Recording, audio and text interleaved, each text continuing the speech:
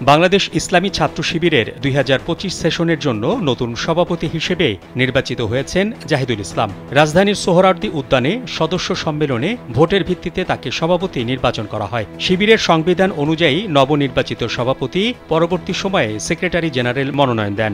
তার কার্যক্রম এখন চলমান রয়েছে। এর আগে মঙ্গলবার সকাল থেকে সদস্য সম্মেলন শুরু হয়। শিবিরের ঐতিহ্য অনুযায়ী বৈষম্যবিরোধী আন্দোলনে শহীদ ওসমানের পিতা এই সম্মেলন উদ্বোধন করেন। সম্মেলনের প্রধান অতিথি হিসেবে উপস্থিত ছিলেন বাংলাদেশ জামায়াত ইসলামীর আমির doctor Shafiqur Rahman. Introducing High Class by Akij Port. দুটি সেশনে সম্মেলন অনুষ্ঠিত হয়। সকাল ৮টা থেকে দুপুর ১টা পর্যন্ত উন্মুক্ত সেশন ও দুপুর ২টা থেকে বিকেল ৫টা পর্যন্ত কার্যকরী সেশন অনুষ্ঠিত হয়।